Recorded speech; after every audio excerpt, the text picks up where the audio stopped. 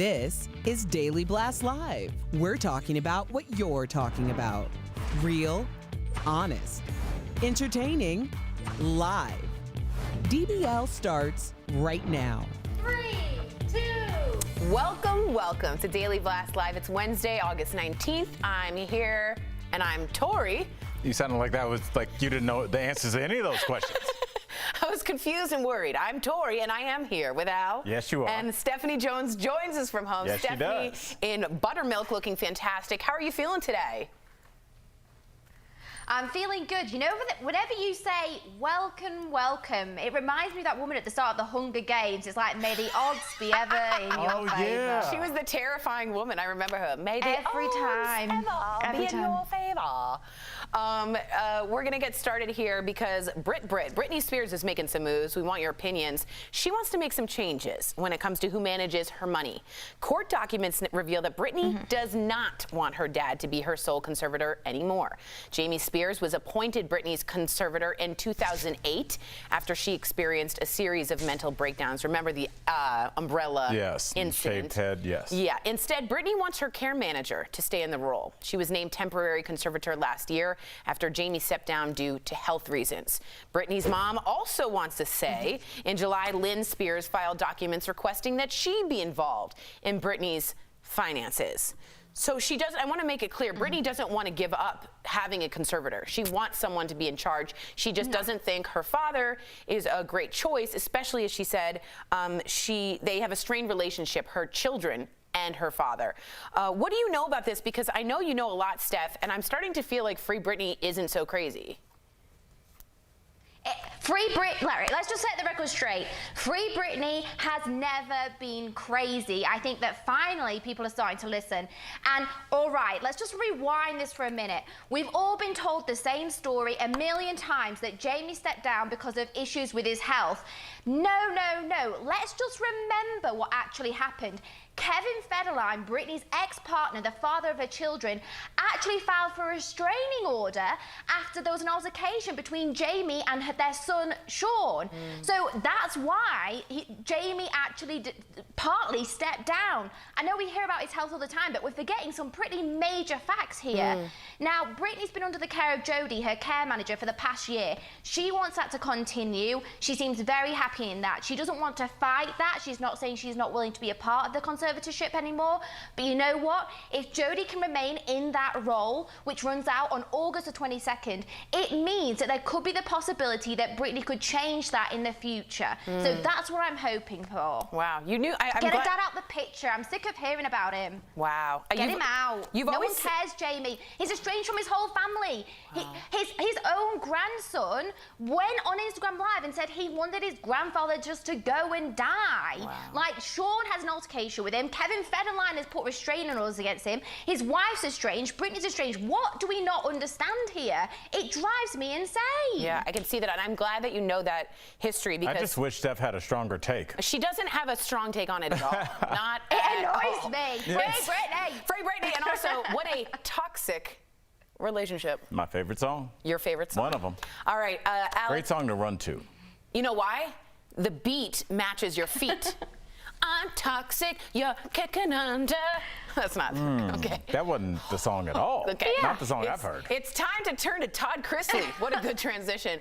He knows best when it comes to his face. The reality star showed off, oh my Lord, I purposefully didn't look, off a fresh new look on Instagram, leaving many wondering if the 51-year-old went under the knife. That looks like my 13-year-old bar mitzvah partner. Todd denied having a facelift or even getting fillers, but when actress Lisa Rinna called him out saying he looked 12, Todd replied, well, thank God for laser, Botox, and prayer. That stopped me in the middle of my read. He looks the prayer's a distant third to medical technology. What do you think? That looks like Benjamin you Button. remember about a year ago, it seems like 10 years ago, pre-COVID, when the old app was on and people were making themselves look old. Yeah, it looks like he's got the reverse of that. It's weird. It looks like a weird, look, and he's like, I didn't go under the knife. My girl watches that show, Skin Decisions. I don't know if you guys have seen it on Netflix. There's a lot of ways that you can technically avoid going under the knife, but getting a lot of work done, so you look very different. So, like, yes, the term going under the knife may be old, but he's done a lot. That Can looks I just say, weird. it looks not good. In my opinion, that looks like he is 12 at an NSYNC concert. He looks like a high school bully. He looks like Biff from Back to the Future. I'm not trying to insult him. It just right, like, I'm not trying to be rude, but this makes me like uncomfortable. Okay, Steph, what is your take? Tell me. Okay, I don't think he's gone under the knife, and I think people automatically think if you have, you know, there are so many amazing facials. One of my amazing good friends, Dr. Jack Zamora here in Cherry Creek, has got some fantastic technology that uses laser and J-plasmy under the skin that tightens up the muscles and can really firm up your face. You don't even need to be put to sleep. These things are possible without going under the knife. I think people are very quick to jump to fillers. Now, fillers actually change the contouring of your face, and he doesn't look that contoured to me. He looks slightly poofy. Yeah. So I would say maybe that is how he is. There's nothing wrong with having a bit of Botox. Believe me, it changes your face. I don't look like this when I'm not injected. Let's be real. Steph, I'm sorry. I have Botox too. I'm not against it. That's more than, I don't know what's going on. Like a pill? Like literally a magic spell. Benjamin Buttoning in front of us. Something happened. And we have to act like nothing's going on. I'm happy with that. Why?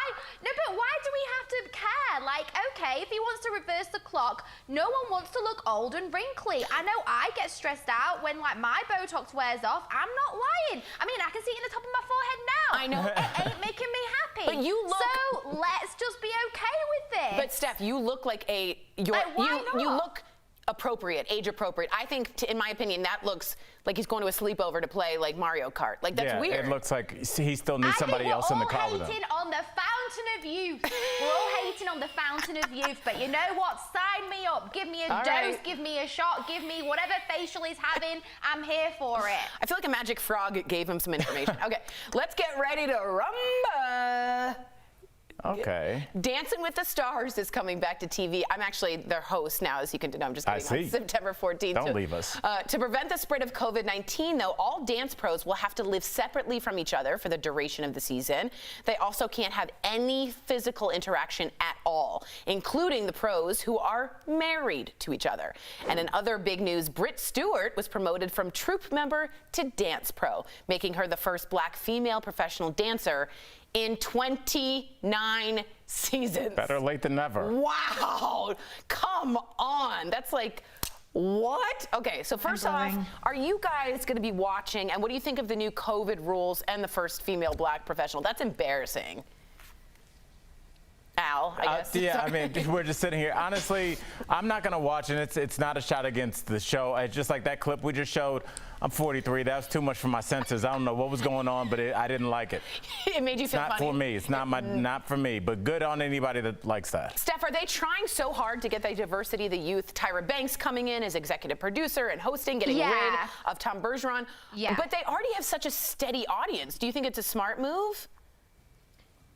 Of course it's a smart move. They're showing that they're listening, they're being aware, they're moving forwards. I mean, Jesus, we're in the 21st century. I should hope that they're doing that, you know? I love Tyra. I'm a huge fan. I can't believe we've been 29 seasons with no female lead black dancers. Like, that's just insane to me. But I'm here for it. My dream, I'm not lying, is to one day go on Dancing with the Stars. Legit life goal. I'm going to be there doing the little rumba, probably awfully in my kitchen. I'm here for it. I'm living for it. And now that Tyra Banks is hosting it, I'm going to love it even more. Wow. I will watch when Steph's on. I will watch so much when you are on. I have to say, personally, I would love it. I don't like Tyra Banks as a host. That's my personal opinion. That's probably why I won't be watching. I'm a live Tom Bergeron. He's a good host. He's a great host. He hosted America's Funniest Home Videos. He's like built to host. Yeah, so he's like just the most likable guy. Tyra's kind of polarizing for some people. Some people love her hosting. Some people don't. I'm just not a fan. That's what polarizing means. Okay. Ryan Reynolds isn't as rich as he apparently thinks he is. So the actor had to do a little backpedaling after he sold his Aviator American gin for $610 million. In an out-of-office message linked to his company's email account, Ryan apologized for telling a long list of people, including his wife Blake Lively, to go bleep themselves. Turns out his lawyers informed him what an earnout is and that he's not a George Clooney as he thought. Because George Clooney sold his tequila business for, I think, $1 billion, right? Right, see, I'm going to say that in the prompter next. Okay. That was a reference to George Clooney's $1 billion sale of his Casa Amigos tequila back in 2017. But does it matter $1 billion to $610 million? I mean, it's a different echelon we're even speaking of. Am I right, Al? I think the billionaire men's and women's club is, for us, it doesn't seem like a big deal. But like when you put that B in front of you, you're in a different class. And people with $610 million need to be happy that they're in your presence and wait for me in the car. The adults are in here talking. The billionaires like George Clooney that are doing it big, Beyonce, Jay-Z, those kind of folks are in one room, and in the neighborhood next to that is where Ryan Reynolds is. He's in the suburbs of the billionaires. Yes. Stephanie, is that ridiculous? Or, I mean, is the B mean that much? Yes. I can't even. I mean, I don't even know how many noughts are on 1 million, never mind $1 billion, darling. I'm struggling with the times tables and mathematics of those numbers just going around in my head is giving me a headache. But I feel like, you know, how much money do some people need? Like, he was like the highest paid actor. He earned like it was up there, like 71 million or something last year anyway. I mean, what do people do with all this money? I don't know. Like, how much do you actually need? Well, he'll never know because he's not a billionaire. Wow. Well, his wife and he combined, maybe? I don't know. Coming up on DBL, we're catching up with the new host of The Soup on E, Jade Catapretta, how the show is really keeping up with the times. Plus, is Halle Berry in love? With me? No, definitely not. Stephanie tells us what's up in a revealing new picture. And DBL is new every single day because our coworkers are producing the show from home. Doing Me? Great. Not you. You're here. Oh. You're here. Al's here. Stay safe, everyone. We'll be right back. Tuna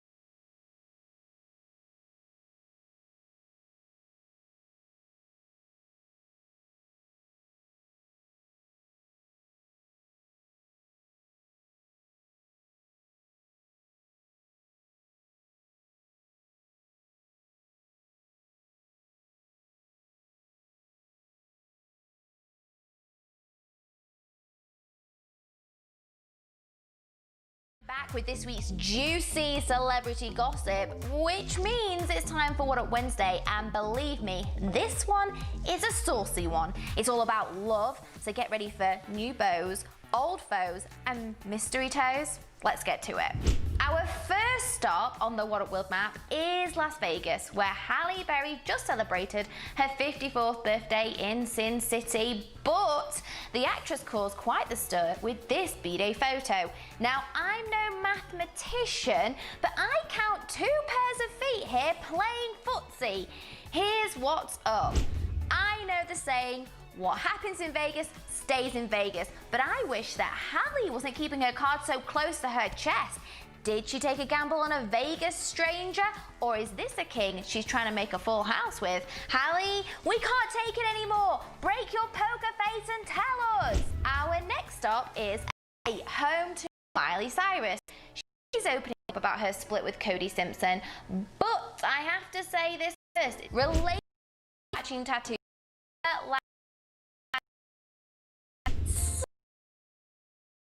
But she's admitted recently in an interview that she wants to date ring. Here's what's up. It's hard to believe that the girl who came in like a wrecking ball wants to date someone like, well, an accountant. But she's right. Love isn't always a party in the USA. Sometimes it's let's go get groceries and watch Jeopardy kind of love in the USA. Good luck, Miley. Finally, our last stop is in a quick drive over to Calabasas, home to Khloe Kardashian. Now, rumor has it, Khloe never fell out of love with her baby daddy Tristan Thompson, even though he was caught on her twice. And the report says that he never stopped loving Coke either. Well, here's what's up. I've had a long love affair with Domino's Pizza, but does that mean I'm calling up and for me? Kidding. This just keeps me more. That's it for this week's What Up Wednesday.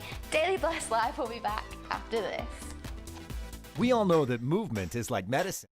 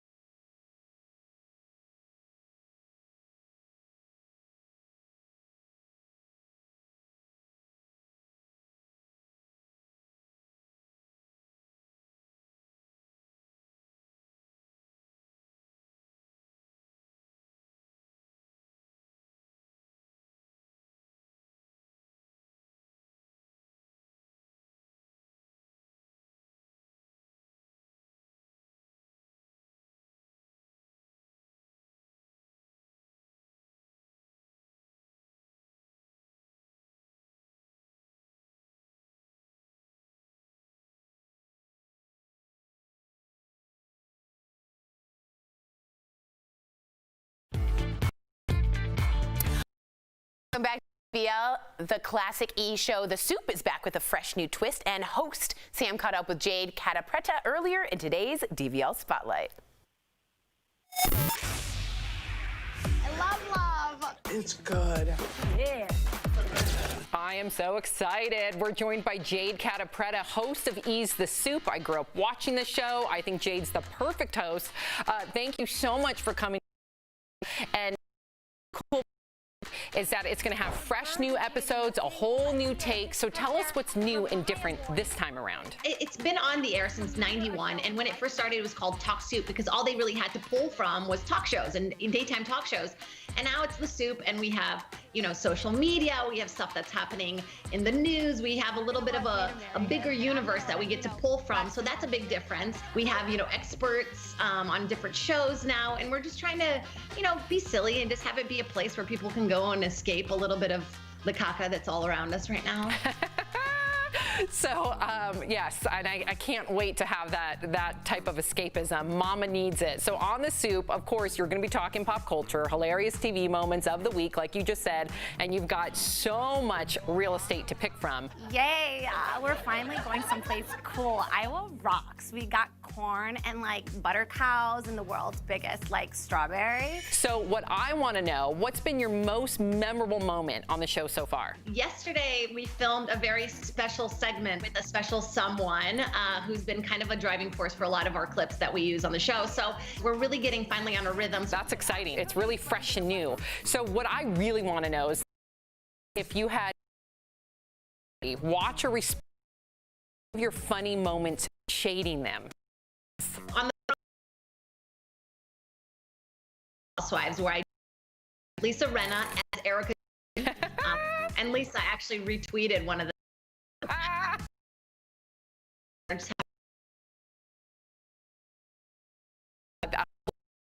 You are Brazil. Curious, how did you get? Gosh, the trauma. Well, I was born in Brazil. So 12, I moved to the States. That transition up until enough for me. And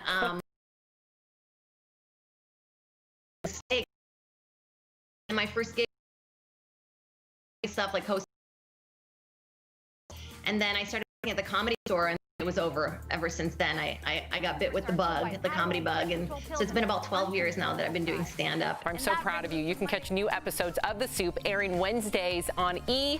We'll be back. Thanks, Jane. I think Promote consideration.